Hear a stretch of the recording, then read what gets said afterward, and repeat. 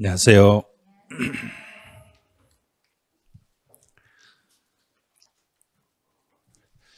자, 오늘 이제 어떤 날인지를 먼저 알고 수업을 들으셔야죠. 예, 전체를 다 설명하는 건 아니에요. 출제 예상되는 포인트라고 있어요. 출제 예상되는 거. 그래서 주로 이제 이론 총정리 할 때는 전체적인 내용을 다 다룰 수는 없어요.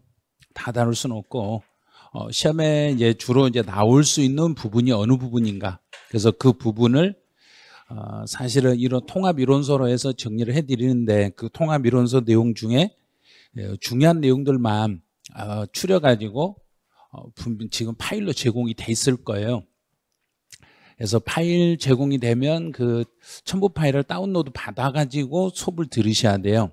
일일이 그 전체 책으로 이걸 제작해 드릴 수가 없어서 PDF로 제공을 했기 때문에 PDF 제공된 것을 그 자료를 가지고 수업을 들으신 게 좋으실 거예요. 그래서 오늘은 이제 출제 포인트 이 중에서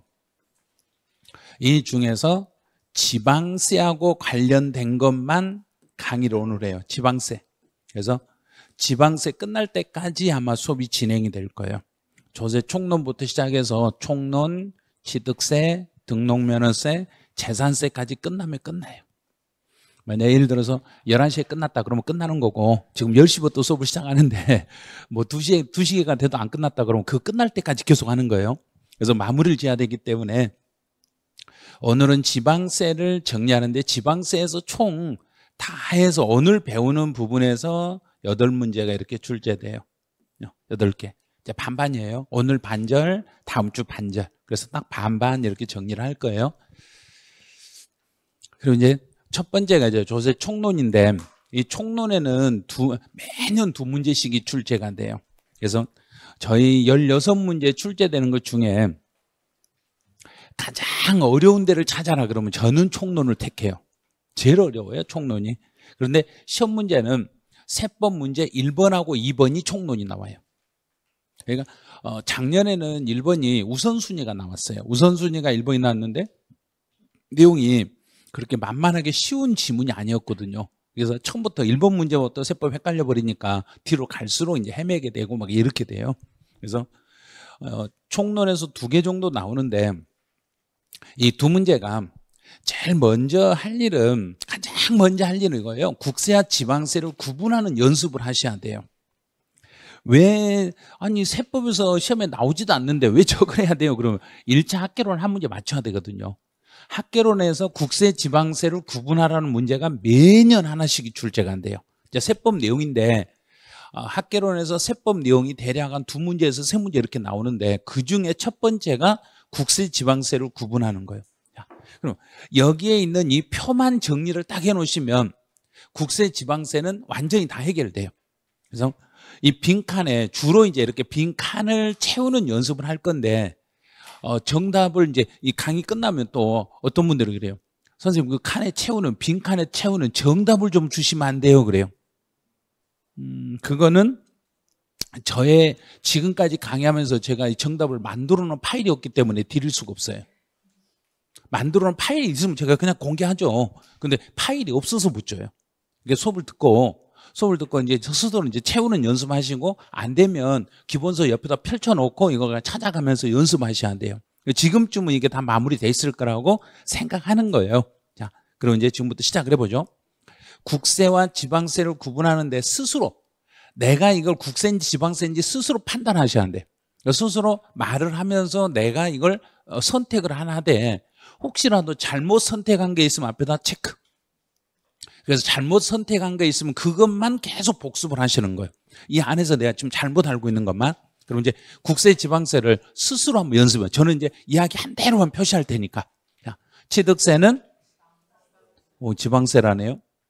재산세, 지방세. 양도소득세, 국세. 증여세, 국세. 자동차세, 지방세. 농어촌 특별세, 국세. 지방소득세, 지방세. 담배소비세, 지방세. 주민세, 봐요. 헷갈리잖아요. 헷갈리는 거예요. 자, 봐요. 봐요. 여기서 주민세 그러니까 뭔 소리야? 주민세를 언제 들어봤다고? 한 번도 안 들어봤는데 그래요. 주민세 내본 적 있잖아요. 8월 달에 분명히 주민세 집에 날라와서 냈잖아요. 냈는데 어디서 날랐는가 봐봐요. 지방자치단체에서 날랐잖아요. 그럼 지방세예요, 그게. 그래서 주민세는 지방세. 혹시라도 주민세 나면 저거는 지방세구나 이렇게 얼른 체크를 하셔야 돼요. 네, 등록면허세, 지방세, 종합부동산세, 국세, 상속세, 국세, 부가가치세, 국세, 지역자원시설세, 지방세, 지방교육세, 지방세. 뭐 왔다 갔다 해. 근데 법인세, 국세, 인지세, 국세, 개별 소비세. 봐요. 여기서. 제일 마지막에 이렇게 한두 개씩 헷갈리는 거예요. 그러니까 지금 마지막 마무리를 하셔야, 스스로 하셔야. 내가 지금 알고 있는 거 모르고 있는 것을 지금 마지막에 골라내야 되는 거예요. 개별 소비세는 이거 뭐냐면 예전에 혹시 들어보셨는가 모를 거예요. 아주 오래전에 특별 소비세라 해서 특소세라는 게 있었어요. 특별 소비세. 그런데 왜 이 물건만 특별히 세금 물리냐. 그래서 법을 개정을 했는데 이름을 특별을 개별로 바꾼 거예요. 똑같아. 내용 그대로 놔두고 명칭만 살짝 바꿔버린 거예요. 그래서 개별 소비세는 이건 국세청에서 징수를 해요. 그러면 국세. 개별 소비세는 국세. 그래서 담배 소비세는 지방세, 개별 소비세는 국세. 그러면 여기 없는 이제 두 가지 한번 예를 들어 볼게요. 주세. 국세. 주세는 국세예요. 주세는. 그다음에 교육세. 자, 여기서 지방교육세는 지방세예요. 그럼 지방자 빠지고 교육세 그러면 국세가 되는 거예요. 자, 그럼 이제 국세, 지방세는 이제 다 구분하셨어. 근데 그 중에 지금 헷갈렸던 게 주민세하고 개별소비세 두 개 헷갈렸던 거예요. 그래서 주민세는 지방세, 개별소비세는 국세. 그럼 이제 국세, 지방세 다 됐어. 그럼 이제 여기에다가 하나만 이제 덧붙여 볼게요. 자, 이 지방세 중에 요 세 개는, 이 세 개는 그 과세권자를 스스로 생각을 하셔야 돼요. 과세권자. 자, 과세권자. 그럼 취득세는 지방세 중에서도 누가 과세권자가 되냐면 특, 광, 토. 자, 그래서 여기다가 특, 광, 토.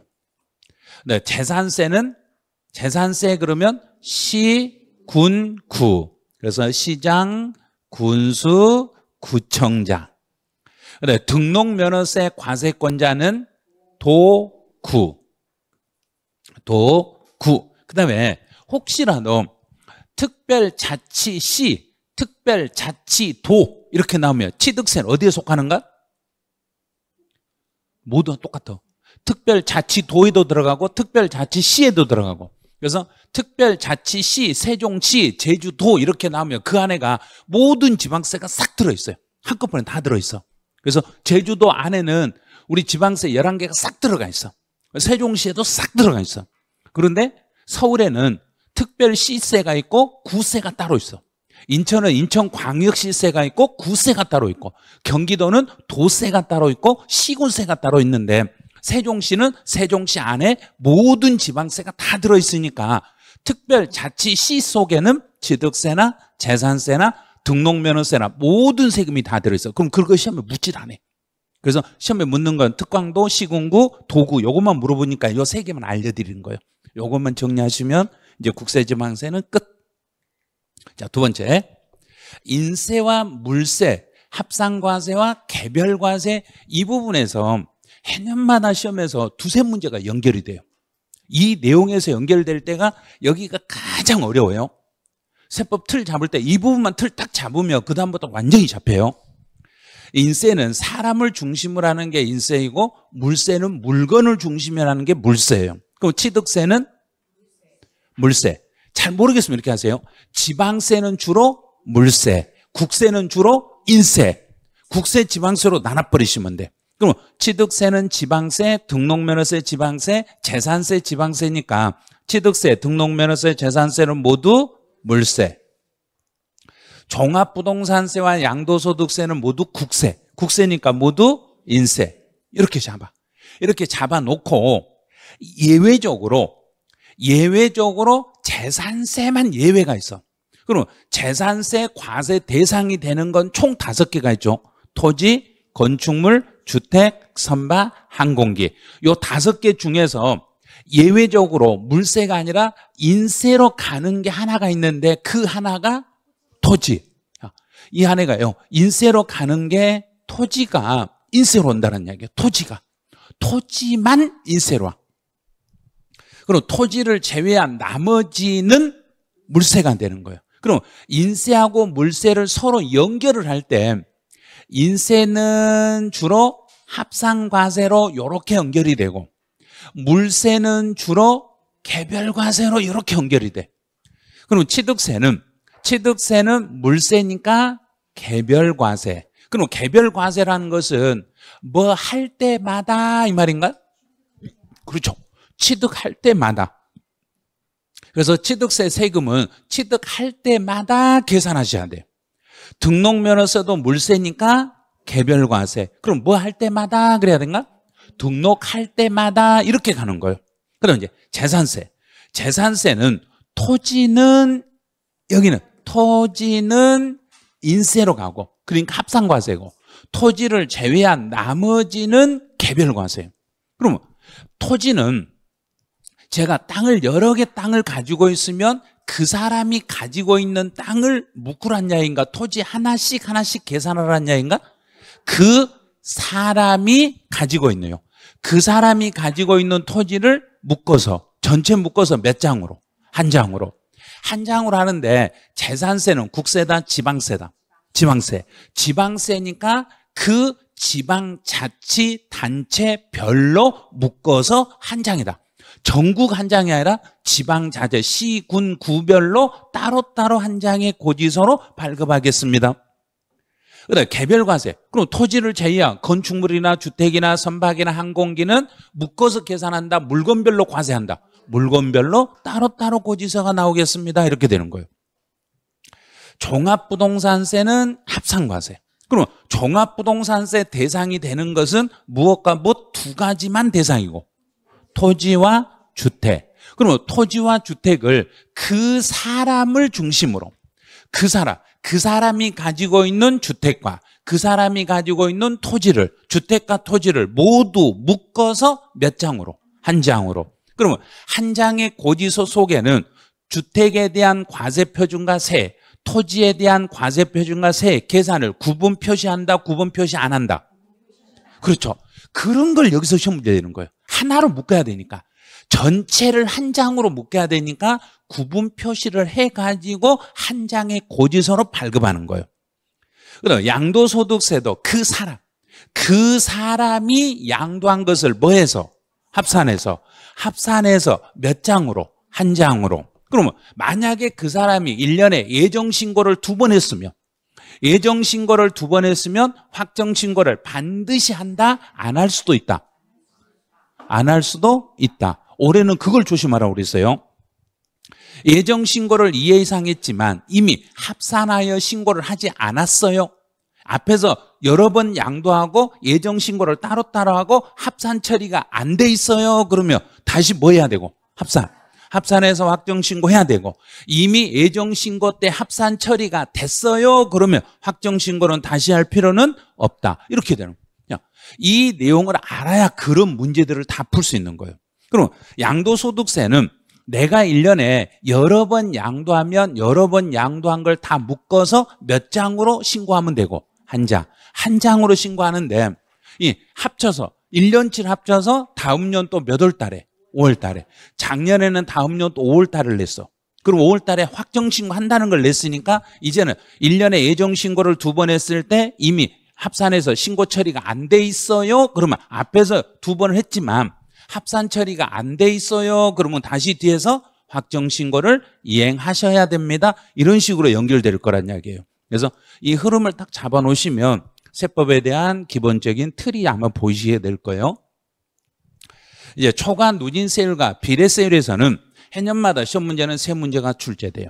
이제 세율에서는 세 문제가 출제되는데 기본적으로 이제 배경을 먼저 알으셔야 돼요.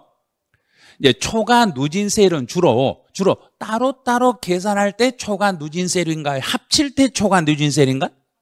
합칠 때. 그러면 취득세는 합산과세다, 개별과세다. 개별과세. 누가 합산이라고 그래요? 합산이라 한 분 들렸어요? 지금 여기서 이렇게까지 하고 마무리 짓고 왔는데 갑자기 합산이라면 어떡해요? 예? 다시. 자, 취득세는 물세니까 물건을 중심으로 하니까 합쳐서 계산한다, 개별적으로 계산한다. 자, 개별적으로. 먼저 취득세는 개별적으로 계산하니까 세율을 적용할 때는 비례세율로 갑니다. 그럼 비례세율이라는 것은 물건 취득할 때마다 그때마다 따로따로 세금을 적용하는데 금액 크기에 상관없이 세율이 일정하다, 일정하지 않다. 일정하다. 이게 비례세율이에요. 비례세율. 금액 크기에 상관없이 세율이 일정하게 적용하는 것을 비례세율을 하는데, 자, 여기서 시험 문제를 한 문제씩 내는 거예요. 작년에는 취득세 일반 표준세율에서 한 문제를 출제했어요. 이제 등록면허세. 등록면허세도 합산과세인가요? 개별과세인가요? 개별과세. 개별과세니까 비례세율로 가겠습니다. 이제 재산세는 이제 특이해. 그럼 시험 문제 나올 때마다 재산세 여기를 출제하는 거예요. 재산세를. 재산세는 초과 누진세율이 적용될 수도 있고 비례세율이 나올 수도 있는데, 자, 그러면 재산세에서 초과 누진세율로 갈 수 있는 것은 일단 합치는 것은 초과 누진세율 되겠죠. 그럼 합치는 것은 토지 중에서는, 자, 그럼 이제 토지를 과세할 때는 총 몇 가지로 구분해서 과세하고? 세 가지. 자, 세 가지 중에 합친다는 단어가 있는 것은 뭐가 있는 거 보죠? 종합합산, 별도합산, 분리는 없죠. 그래서 합치는 거니까 종합합산, 별도합산, 요것만 초과 누진세율이 되는 거예요. 그러면 토지 중에 분리과세되는 토지는 초과 누진세율이 아니라 비례세율로 움직이는 거예요. 그럼 그 다음에 이제 특이한 게 하나 있어요.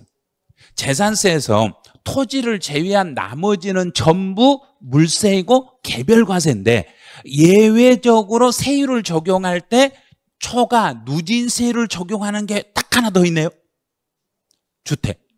주택이 더 있어요. 주택.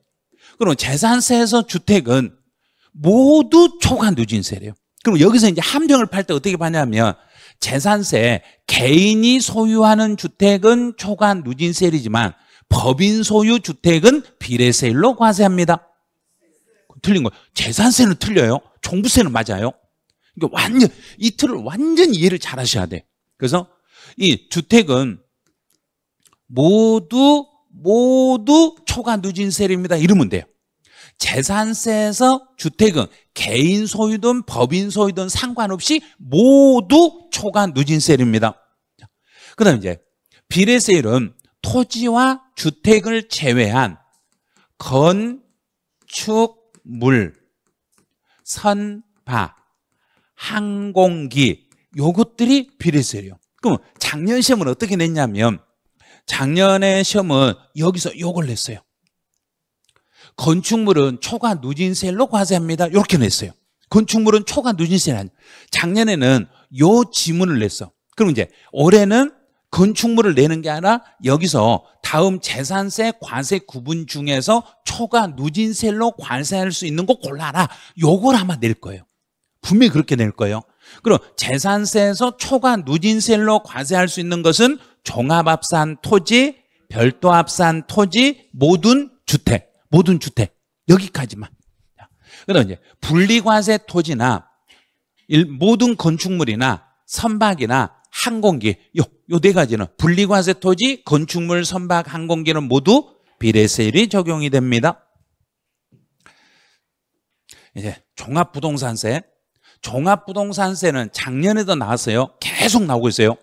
종합부동산세는 원칙은 인세이고 합산과세니까 초과 누진세율로 가는 게 원칙인데 예외적으로 비례세율이라는 게 있습니다. 그럼 이제 요 비례세율이 적용되는 것만 잡으면 돼. 비례세율이 적용되는 걸 빼버리면 나머지는 다 초과 누진세율이니까. 그럼 이제 종합부동산세에서 비례세율이 적용되는 것은 법인 소유 주택.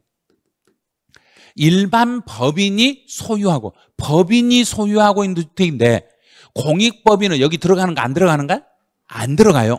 공익법인은 초과 누진세율로 들어와. 그러면 이제 여기서 주의할 게 일반 법인이 소유하는 주택은 초과 누진세율인데 일반 법인이 소유하는 토지는 무슨 세율인가? 토지. 여기 아닌 거. 법인 소유 주택을 뺀 나머지는 전부 초과 누진세율이니까 법인이 소유하고 있는 종합합산, 별도합산 토지일지라도 세율은 초과 누진세율로 가는 거예요. 그래서 이 기본 폼을 딱 잡아놔야 종합문제, 문제를 그냥 풀 수 있는 거예요. 그냥 막 외워서는 문제 풀기 어려워요. 자, 양도소득세. 양도소득세는 사람 중심이고 합산과세니까 초과 누진세율로 가는 게 원칙이야. 그런데 예외적으로 비례세율로 가는 게 있네요. 그러면 비례세율로 가는 걸 요걸 찾으셔야 돼.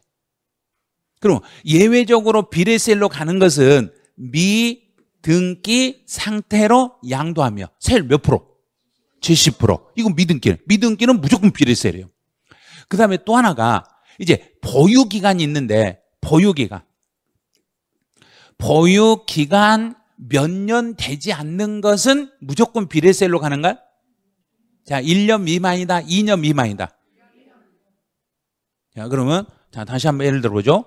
토지와 건물은 1년이 안 되면 토지 건물은 1년이 안 되면 50. 1년에서 2년 사이면 40. 그럼 몇 년이 안 되면 비례세율이라는 얘기인가?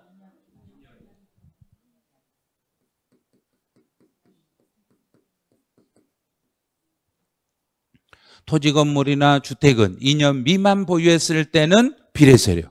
그런데 어떤 물건, 어떤 것은 보유 기간에 상관없이 무조건 비례세율이라는 게 하나 있어. 분양권. 분양권은 무조건 비례세율입니다.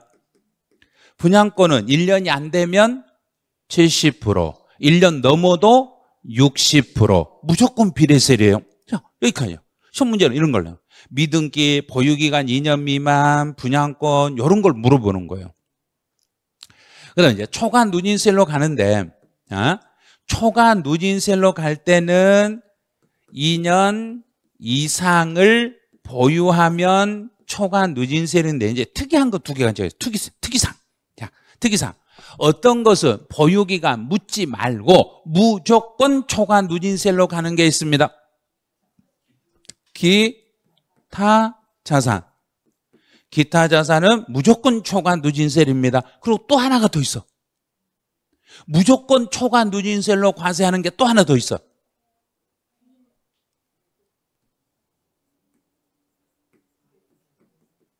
국외자산을 양도했을 때는 보유기간 등기 여부 따지지 말고 무조건 초과 누진세율입니다. 자, 이렇게 틀을 먼저 잡고 있어야 돼요. 그런데 이 기본 폼을 안 잡고 세율만 막 암겨놓으니까 시험장에 가서 세율이 아니라 이 기본 폼으로 놔버리면 또 못 풀어버린 거예요. 그래서 기본적인 이 틀을 딱 잡고 초과 누진세라고 비례세율의 세목별 이 관계를 다 틀을 딱 잡고 있으시면 이걸 정리한 다음에 세목별로 각각의 세율은 따로 암기하셔야 돼요. 자, 이 기본 폼은 이제 이 정도 잡혔으면 잡혔을 것으로 추정하고 가네요. 추정이 뭔 뜻인지는 금방 아실 거예요. 추정이라는 건 몰라도 그냥 간다는 소리예요. 예? 근데 잘 모를 거라고 지금 확실하진 않다는 이야기예요. 지금 이걸 정확하게 정리를 해 놓으셔야 돼요. 시험 보기 전에 취득세, 등록면허세는 비례세율, 재산세는 초과 누진세율, 비례세율, 종합부동산세도 초과 누진세율, 비례세율, 양도소득세도 초과 누진세율, 비례세율. 근데 재산세에서 초과 누진세율로 과세할 수 있는 것은 종합합산 토지, 별도합산 토지, 모든 주택. 그래서 이제 종합부동산세에서 비례세율을 적용할 수 있는 것은 법인 소유 주택. 나머지는 초과 누진세율. 양도소득세에서는 초과 누진세율과 비례세율로 나오는데 비례세율이 적용할 수 있는 것은 미등기, 보유기간 2년 미만. 누가 이상이라고 그래요? 2년 미만. 다 들려요? 예? 2년 미만. 예? 그 다음에 분양권. 분양권은 보유기가 묻지 말고 비례세. 단, 초과 누진세율을 적용하는 것은 2년 이상. 2년 이상이면 초과 누진세율, 기타 자산. 보유기가 묻지 말고 초과 누진세율. 국외 자산을 양도했을 때도 보유기간과 상관없이 초과 누진세율. 자, 이제 세율 관계 다 잡았어, 이제 부가세, 연습. 자, 연습 해보죠. 여기는요, 여기 들어가는 항목들만 요것만 익히면 돼. 취득세는 농어촌 특별세와 지방교육세, 등록면허세, 지방교육세, 재산세, 지방교육세, 종합부동산세, 농어촌 특별세, 취득세, 농특세만 10%, 취득세, 농특세만 10%, 나머지는 모두 20%. 이제 용어 정리로 한번 가보죠. 이제 용어 정리에서 나오면 납세 의무자와 납세자라는 이 단어를 반드시 비교를 하셔야 돼요. 납세 의무자는 내가 내 것만, 내 세금만을 말해요. 내 것만을 말해요. 내 것만을 말하면 납세 의무자가 딱 나오는 순간 반드시 물어보는 건 이걸 물어봐요. 특별징수 의무자. 특별징수 의무자는 우리 시험 보려고 어디를 특별징수 의무자라고 딱 두 글자를 알고 있는가? 은행. 그럼 은행이 다른 사람, 복권 당첨자의 돈을 지급하면서 세금을 먼저 띄어가지고 이 세금을 정부에게 전달하는 역할을 하는 거예요. 그럼 특별징수 의무자가 은행이라고 생각해봐. 은행은 본인이 자기가 낼 돈을 자기가 내고 있는가, 남의 걸 받아서 내주는가? 남의 걸 받아서. 그럼 특별징수 의무자는 납세 의무자에 들어간다, 안 들어간다? 안 들어간다. 납세자에는 들어간다. 그럼 특별징수와 국세, 무슨 징수는 똑같다? 원천징수. 똑같네요. 똑같아요. 그래서 시험에서는 특별징수 의무자만을 물어볼 거예요. 그래서 납세 의무자란 하고 나오면 가로에 특별징수하여 납부할 의무를 포함한다, 제외한다. 앞에가 납세 의무자란 그러면 특별징수 의무는 제외. 만약에 앞에가 납세자 이렇게 나오면 특별징수 의무자 포함. 이렇게 풀어내시면 돼요. 이제 제2차 납세 의무자로 가보죠. 제2차는 시험에 안 나올 확률이 있어요. 그런데도 연습은 하셔야 돼요. 왜냐하면 시험 문제 내고 다 냈는데 낼 게 없으면 내버리거든요. 이렇게 막 내버리니까 제2차라는 것은 내가 처음 내는 사람이라는 야인가, 앞에서 못 내니까 대신 내준다는 야인가? 대신이라는 용어를 쓸 때 제2차 납세 의무자는 뭐 하여 이런 말을 쓰던가요? 갈음하여. 가름이라는 용어를 쓰는 거예요. 갈음하여, 대신하여.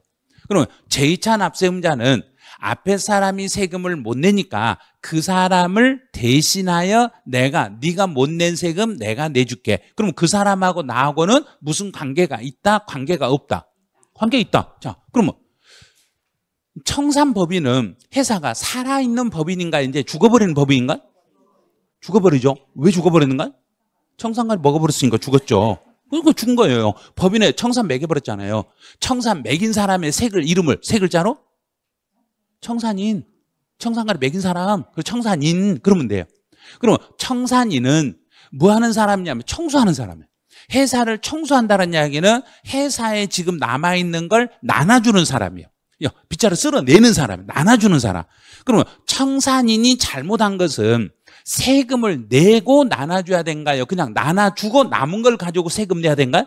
세금부터 내고 나눠줘야죠. 그런데 이 사람이 잘못한 것은 세금을 안 내고 나눠줘 버리는데 그게 잘못이라는 이야기예요. 그래서 청산인은 얼마만큼 책임을 져요? 그러면 자기가 뭐한 만큼 책임져요? 그런가? 나눠준 분배한 자기가 나눠준 것만큼 책임을 지는 거예요. 나눠준 만큼 책임져요. 그럼 이제 한 사람은 나눠줬으니까 그걸 받아간 사람이 있겠죠. 자, 받아간 사람은 세금을 내고 나서 받아야 된가요? 안 내고 받아야 된가? 내고 나서 받았어야죠. 그런데 이 사람의 잘못은 세금도 안 내고 먼저 받았으니까 뭔 만큼 책임을 지라는 얘기인가? 받은 만큼. 분배 받은 재산만큼 이렇게 책임을 지는 거예요. 그러면 사업의 양도 양수에서는 사업을 양도한 사람은 넘긴 사람. 그럼 넘긴 사람이 세금을 못 내니까 그 사람 사업을 가져온 사람이 책임을 지는 거예요. 자, 사업의 양수인이 2차로 책임을 지는데 양수인은 양도인이 못 낸 세금 중에서 내가 뭐 한 만큼 책임을 지고 양수한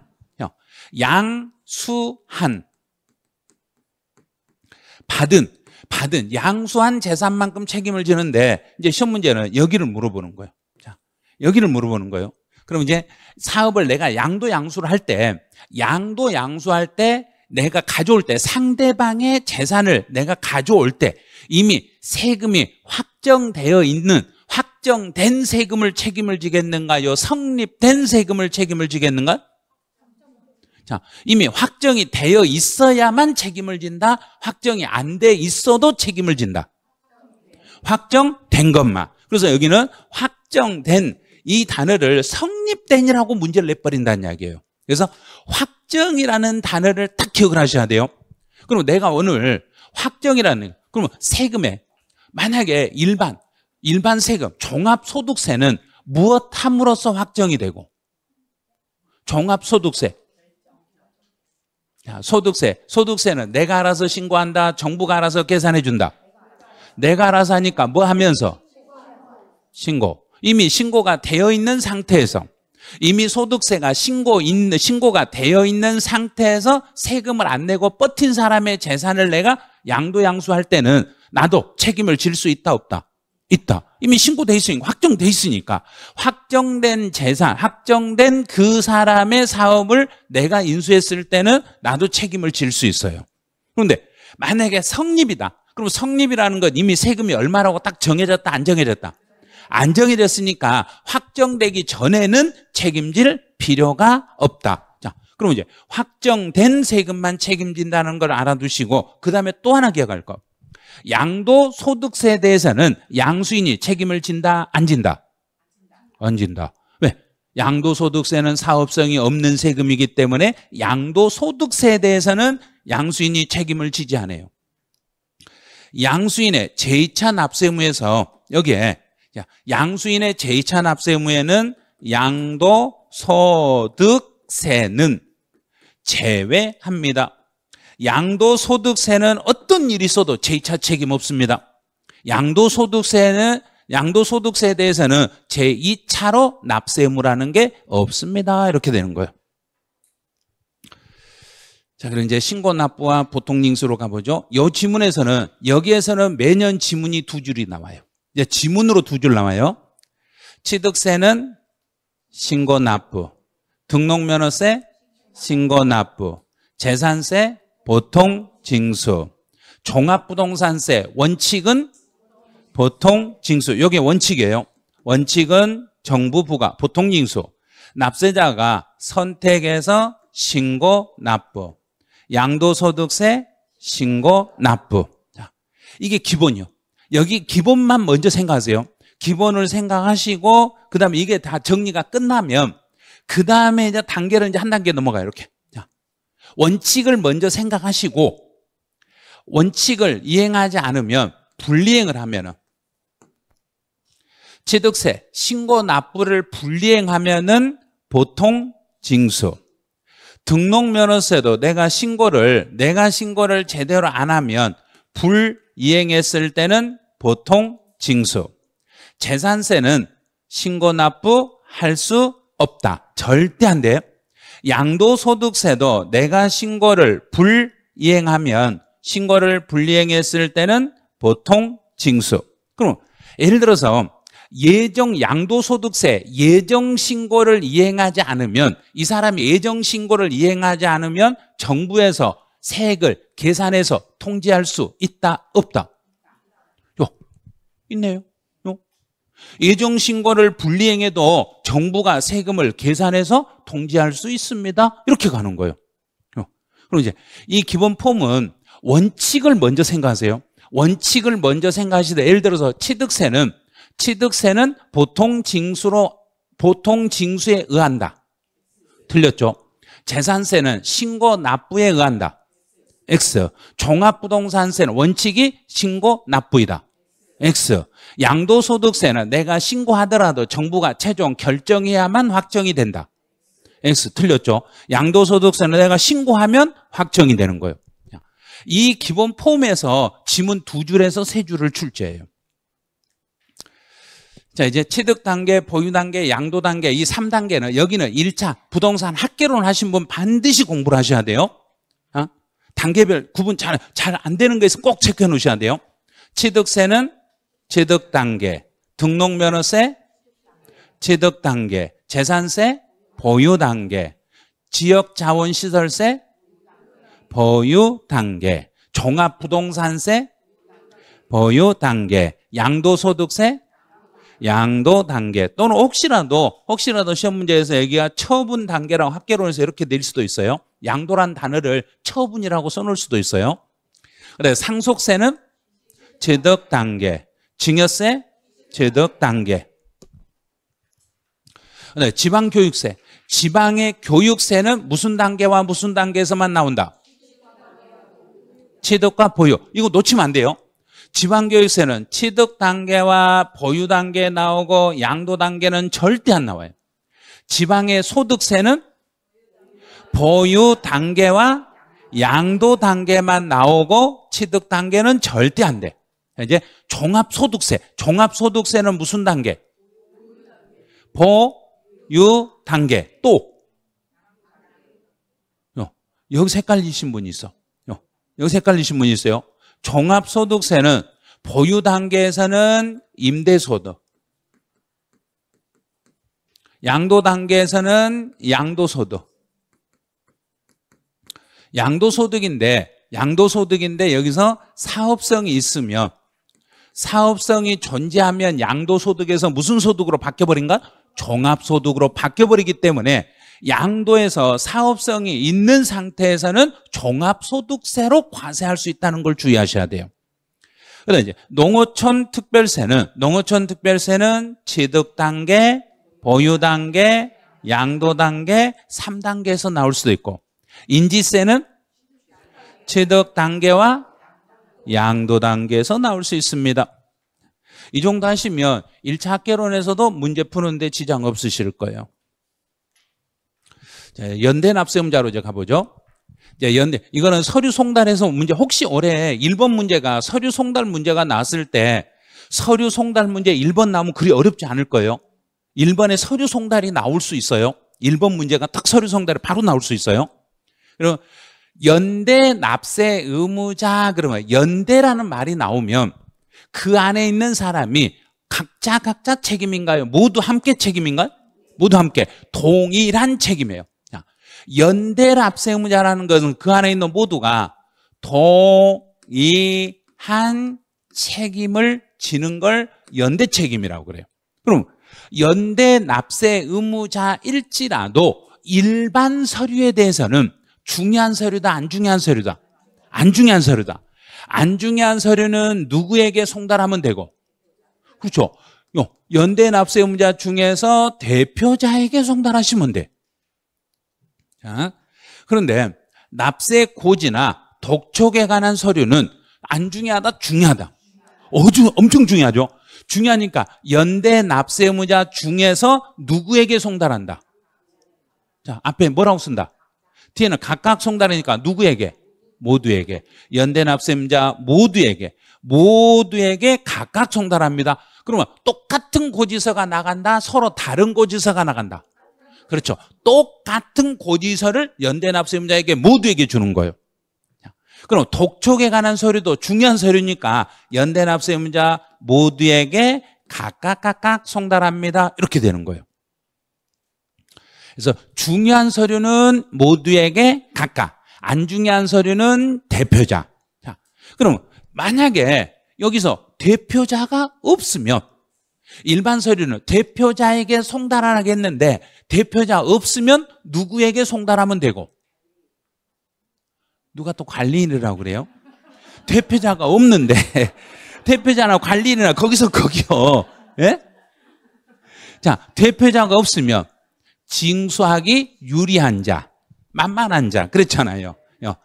대표자가 없으면 징수에 유리한 자. 자, 가장 쉽게 생각하면 이거예요. 일반 서류는 만약에 여기 지금 우리 여기 학급이라고 생각해봐요. 학급이면 일반 서류는 누구에게? 학급 회장, 반장에게. 반장아, 네가 와라 그래. 근데 반장이 안 보이면 야 아무나 와라. 눈에 보이는 사람 아무나 빨리 와. 너 빨리 와. 네가 전달해줘. 막 이런 거예요. 유리한 자 이런 식으로. 그런데 납세고지나 독촉은 유리한 자 보내면 된다 안 된다? 안 돼요. 절대 안 돼. 독촉이나 납세고지는 모두에게 각각 모두에게 똑같은 고지서를 보내주셔야 돼요. 자, 올해 개정된 거, 올해 제일 밑에 있는 거 개정된 거, 송달을 받아야 될 사람이 교정시설이나 국가경찰관서 유치장에 체포 구속됐어. 체포. 그러면 교도소에 수감돼 있어. 교도소에 수감돼 있으면 일단 교도소에 수감된 사람한테 직접 갖다 준다, 게시판에다 붙여준다, 그 장에게 보내준다. 장에게요. 여기서 그 장에게 송달한다. 시험 볼 때 혹시 장에게 송달한다 이렇게 안 내고 공시 송달한다 또는 유치 송달한다 그러면 다 틀린 거예요. 만약에 예를 들어서 A라는 교도소에 수감돼 있으면 누구에게 보내라 하냐인가? A 교도소 장에게 보내라. 이렇게 그 수감된 그 장소에 장에게 보내시면 됩니다. 자, 서류 송달에서 서류의 송달의 원칙은, 자, 서류의 송달의 원칙은 뭐 할 장소에 송달한다. 자, 어디에 송달한다. 자, 서류의 송달은 뭐 할 장소에 송달한다 그래야 된가요? 받을 장소. 자, 받을 장소. 원칙은 이 사람이 명의자예요. 명의자. 명의자라는 이야기는 그 서류에 기록된 그 사람이 명의자가 송달을 받아야 할 장소에, 원래는 송달을 받아야 할 장소에다가 갖다 주는 거예요. 그럼 송달을 받을 장소가 어딘가요? 주소, 고소, 영업소, 사무소. 그러니까 받을 장소, 그 사람을 만날 수 있는 장소로 갖다 주는 게 원칙이란 얘기예요. 그 사람을 만날 수 있는 장소로 가려고 했는데, 자, 송달을 받아야 할 자가 그 사람이 거부하지 않으면 꼭 그 장소에만 갖다 준다? 다른 데서도 송달할 수 있다. 자, 다른 장소에서 거부할 수 있다. 자, 누구일 때만 그렇다는 이야기인가? 본인일 때. 송달을 받아야 할 그 사람일 때만 가능한 거예요. 여기 함정을 파면 아주 어렵네요. 송달을 받아야 될 사람의 배우자나 직계 존비속은 다른 장소에서 받는다 못 받는다? 못 받아요. 다른 데 그 사람만 가능한 거예요. 그런데 송달 장소에 갔어. 자, 송달할 장소에서 송달을 받아야 할 자를 만나지 못했어. 그 사람 집에 갔는데 집에 그 사람이 없네. 그 사람이 없으면 자, 무엇을 할 수 있는 사람? 사리를 분별할 수 있는 사람. 사리를 분별할 수 있는 사람. 그러면 어떻게 하라냐인가? 멀쩡한가 멀쩡하지 않는 거 구분하라고 그랬죠. 그래서 이 사람이 이 서류를 받았을 때 이 서류가 중요하다 안 중요하다 알 수 있는 거 없는가를 판단해보고 그 판단이 서면 그 사람한테는 줄 수 있다. 그런데 정당한 사유 없이 수령을 거부하네? 그러면 멀쩡한 사람이라는 이야기인가 멀쩡하지 않는 사람이라는 이야기인가? 멀쩡한데 거부를 하면은 그 장소에 둘 수 있는 유치송달. 자, 그럼 멀쩡한데도 정당한 이유 없이 서류 수령을 거절했을 때는 그 장소에 두고 갈 수 있는 송달입니다. 그런데 이제 자 자, 여기서 이제 말을 바꿔볼게요. 송달을 받아야 될 장소에 그 사람을 만나지 못했을 때는 두고 갈 수 있다. 자, 그 사람 집에 갔는데 그 사람이 없어. 없는데 그냥 두고 가버리면 된다, 안 된다? 안 돼. 그럼 문틈에 껴놓고 가면. 물에다 밑에 넣어놓고 가면. 안 돼. 절대 안 돼. 이런 지문으로 시험에 나오니까 지금 계속 알려드리는 거예요. 시험에 막 그렇게 나와요. 예? 말도 안 되는 소리를 하고 있는 거예요. 그 사람 만나지도 못해 어떻게 죽어오냐 이거예요.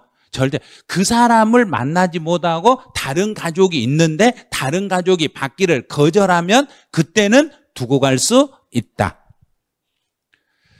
이제 송달의 효력이에요. 교부 송달이나 우편 송달은 무엇 하면서 효력이 발생하고 받아야 될 자에게 도달하는 때. 자, 그러면 내가 서류를 들고 직접 그 집에 가서 그 사람한테 이렇게 전달해 주면 그게 도달이 되는 거예요.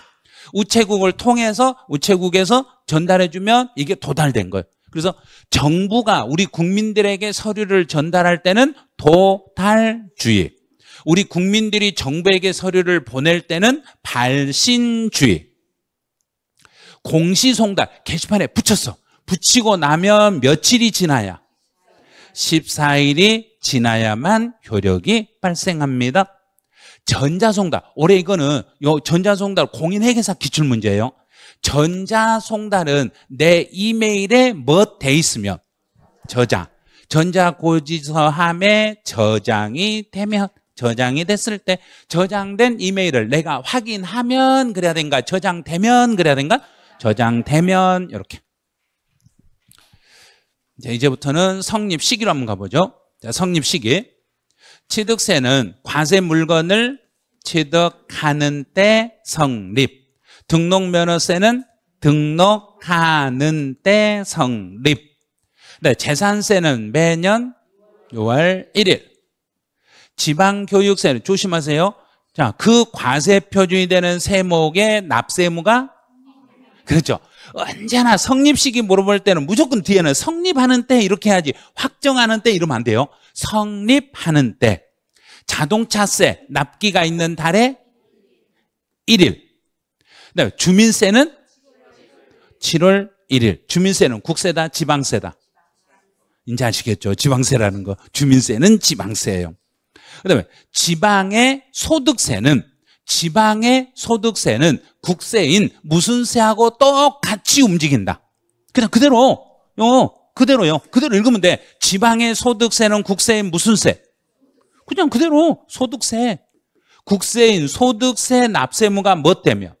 성립되며. 자기도 따라서 성립합니다. 지방의 소득세는 국세인 소득세가 성립하면, 지방의 소비세, 소비, 물건, 우리 소비할 때 내는 세금이 무슨 세인가요? 부가가치세. 그래서 국세인 부가가치세의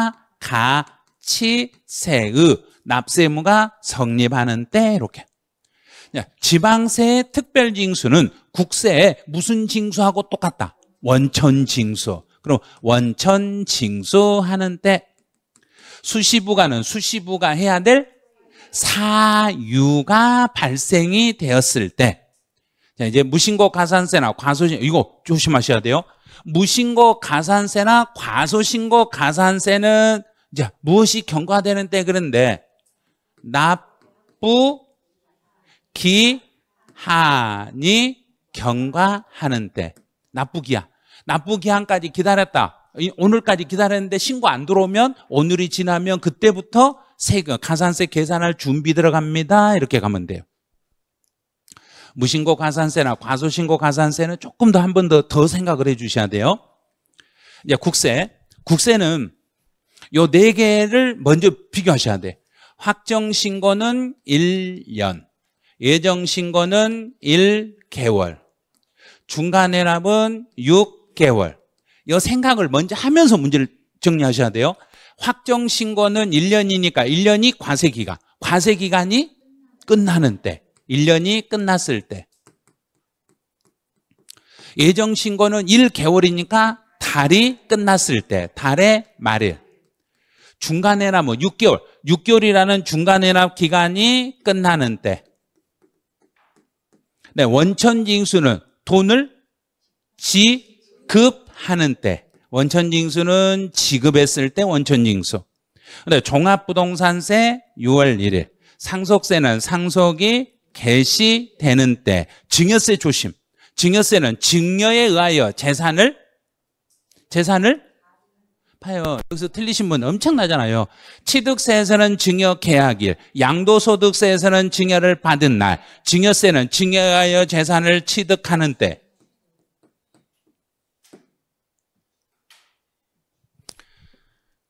계속 연습했는데도 헷갈리시잖아요. 헷갈린 부분을 꼭 체크했다가 다시 한번 꼭 반복을 하셔야 돼요. 자, 이제 납세의무 성립 확정 다시 한번 보죠. 이제 성립하고 확정이 나와요. 취득세는 취득하는 때 성립이 되고, 취득세는 무엇 하면서 확정이 되고? 신고. 내가 신고하면서 확정이 되고, 등록면허세는 등록하는 때 성립이 되고, 신고하는 때 확정이 되고, 재산세는 매년 6월 1일 날 성립이 되고, 무엇 하면서 확정이 되고? 결정. 이건 보통 징수니까 정부에서 결정하는 때 확정이 됩니다. 이제 종합부동산세는 매년 6월 1일에 성립하고, 원칙은 결정하는 때 확정이 되지만 납세의무자가 선택해서 신고하는 때도 확정이 가능합니다. 양도소득세는 아무 말 없으니까 1년. 과세기간이 끝나는 때 성립이 되고, 신고하면서 확정이 돼요. 예정신고는 발생한 달의 말일에 성립이 되고, 1개월이니까 달의 말일에 성립이 되고, 신고하는 때 확정이 되고. 그럼 이거 주의할 거, 예정신고를 해도 확정은 된다, 안 된다? 된다. 예정신고를 해도 확정이 돼요. 이제 가산세로 가보죠. 가산세라는 것은 세금이다, 세금은 아니다? 세금이다. 그 다음에 한 가지 주의할 거, 본래의 세금을 감면한다고 해서 가산세는 감면 대상이 된다, 안 된다? 안 된다. 자, 거기까지 알았으면 이제 퍼센트.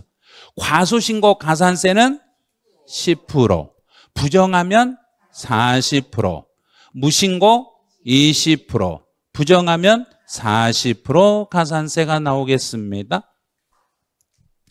예, 지금부터는 이제 제척 기간으로 가보죠.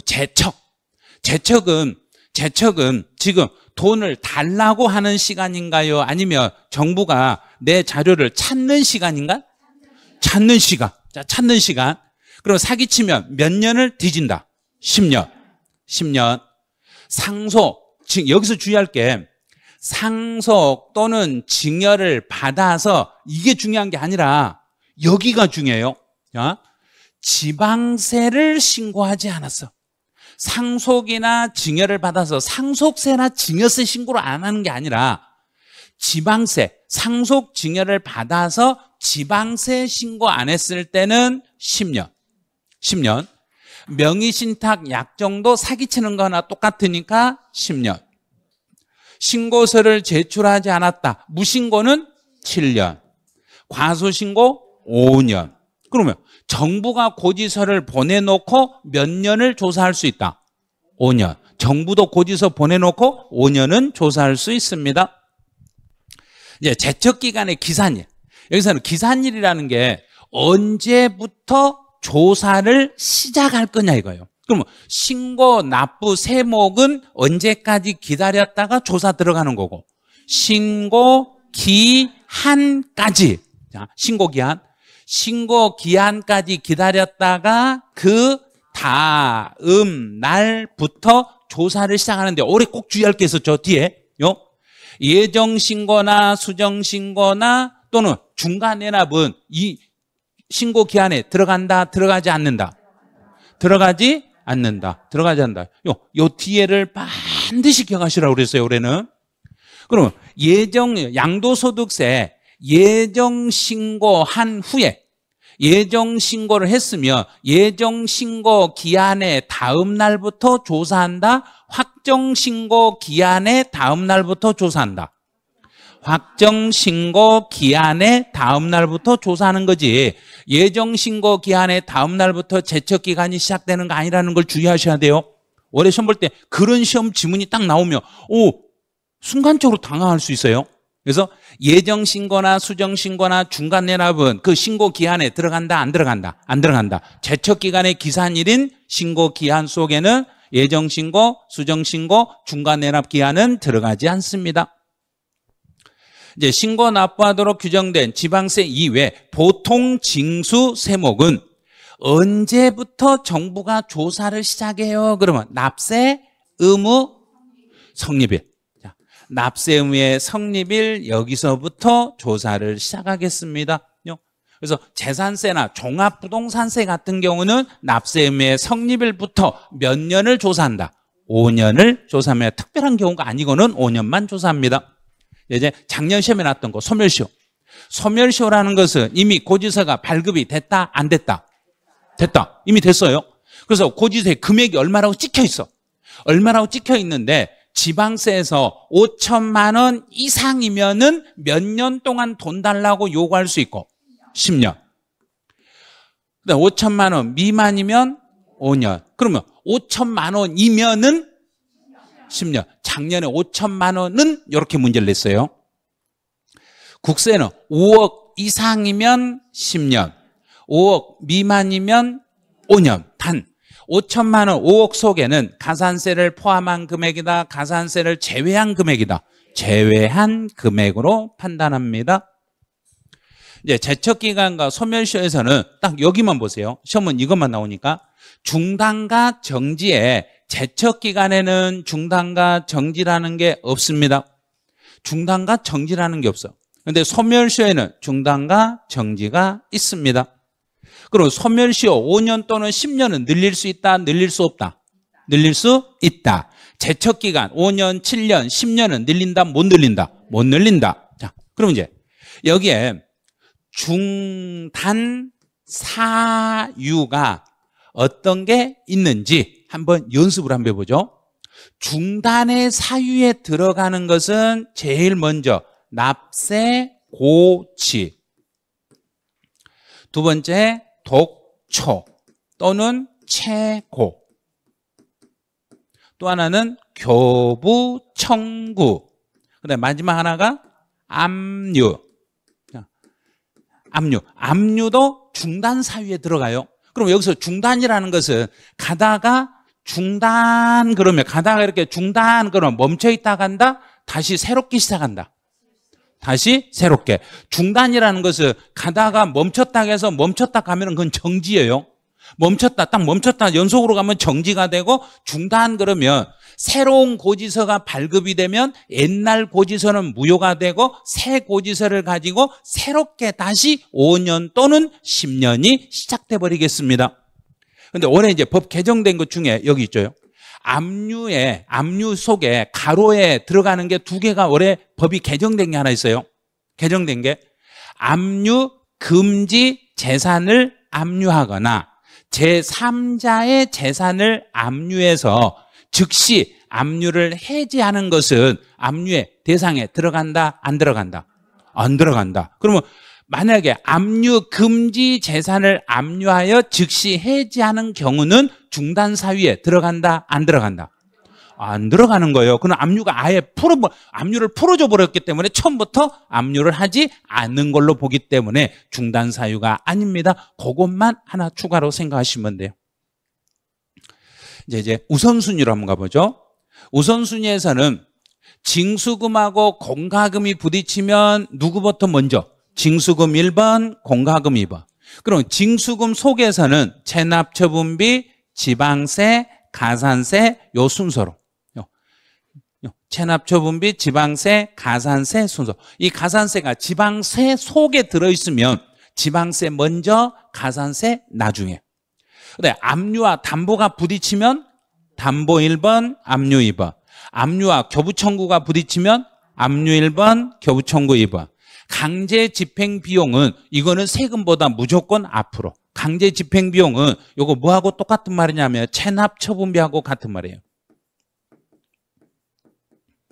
지방세에서는 지금도 체납처분비라고 쓰고 국세에서는 강제 집행비라고 쓰고 있어요.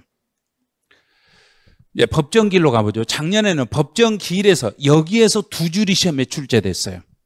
법정기일은 세금 분배의 기준이 되는 날을 법정기일이라 하는데 신고 납부 세목에서의 법정기일은 신고일. 신고 후에 신고는 했지만 납부를 안 해버렸네. 신고는 했지만 납부를 안 했을 때 법정기일은 자, 모르겠으면 잠깐 보류. 자, 그럼 보통징수. 보통징수는 고지서를 발송한 날이다. 고지서가 도달한 날이다. 고지서 발송일이에요. 주의하셔야 돼요. 도달일이 아니 이거는 고지서 발송일이에요. 그러면 아예 신고를 안 하면 내가 신고 납부 세목에서 내가 신고를 안 해버리면 무슨 징수로 가니까? 보통징수로 하니까 고지서 발송일로 이렇게 바뀌어. 그러면 신고는 해놓고 돈을 안 냈네. 신고해놓고 돈 안 내면 그때는 무슨 날로 가는 거고? 그냥 신고일이에요. 신고일이에요. 그냥 신고일. 여기서 제일 많이 틀리세요. 신고했잖아요. 신고하고 돈만 안 냈다고 해서 그냥 신고한 날을 법정기일로 잡겠습니다. 이제 그 재산에 부과된 세금을 한번 가보죠. 그 재산에 부과된 세금. 그러면 그 재산에 부과된 세금은 이거는 보통 징수 세목이다 이렇게 생각하시면 돼요. 정부에서 고지서를 보내가지고 세금을 걷어가는 세금을 보통 징수 세목이라 하는데 취득세나 등록면허세는 그 재산에 부과된 세금에 들어간다 안 들어간다? 안 들어간다. 재산세 자동차세 들어간다. 지역자원시설세 들어간다. 취득세에 부과되는 지방교육세 안 들어간다. 등록면허세에 부과되는 지방교육세 안 들어간다. 재산세에 부과되는 지방교육세 들어간다. 자동차세에 부과되는 지방교육세 들어간다. 종합부동산세 들어간다. 양도소득세나 종합소득세 안 들어가요. 이거는 신고납부세목이니까. 상속세나 증여세 들어간다. 이거 놓치면 안 돼요. 이 부분은 이거는 분명히 알으셔야 돼요. 그 재산에 부과된 세금이 딱 나오면 신고납부세목은 절대 앞으로 그 재산에 부과된 세금이 아니에요. 내가 자진해서 신고한 세금들은 빼고 정부에서 고지서를 보내주는 세금을 찾으시면 돼. 정부에서 고지서를 보내주는 세금이 그 재산에 부과된 세금이다. 이렇게 찾으시면 돼요. 그다음 이제부터는 불복 청구네요. 자, 이의신청이나 심판 청구를 할 때 과태료나 통고 처분에 대해서는 불복 청구가 가능하다, 불가능하다? 이건 안 됩니다. 그다음에 과세전 적부심사. 이 말이 뭔 말인지 몰라도 내가 세금을 부과하기 전에 이거 혹시 너무 과한데요. 미리서 예고 통지가 와. 예고 통지가 오는데 내가 이거 아니요 이거 너 너무 세금 많은데요 하고 불만을 다시 표시했어. 그럼 거기에 대한 처분이라는 이야기는 거기에 대한 답변. 자, 내가 불만을 표시했더니 정부가 아니 너 그거 네가 잘못한 거 이거 맞아. 이거 이 잘못 맞으니까 그 잘못은 이만큼 잘못한 거 맞아. 그랬어. 그런데 답변을 받아봤더니 또 열받아. 그럼 그 답변을 가지고 또 다투면 된다 안 된다? 안 된다. 절대 안 된다고 그랬죠. 집에서 싸울 때 뭐라고 막 물어보는데 사실대로 대답하는데 그 대답 자체를 가지고 꼬투리 잡으면 된다 안 된다? 절대 안 된다고 그랬어요. 이 답변 자체는 불복 청구 대상이 안 돼. 그런데 법에 부당한 처분이 나오면 법에 어긋난 처분을 하면 그때는 다툼을 한다 안 한다? 한다. 법이 잘못됐으니까 법에 어긋난 처분을 했을 때는 이거는 불복 청구 대상이 됩니다. 이렇게. 이제 날짜 한번 가보죠. 날짜.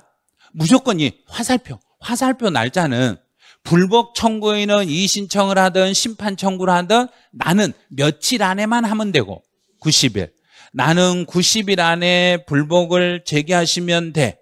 자, 그러면 답변을 할 때 이 제기를 받았던 그 지방은 받고 나서 며칠 안에 답을 해주면 되고 90일. 똑같네. 나도 90일 안에만 답을 해주시면 돼.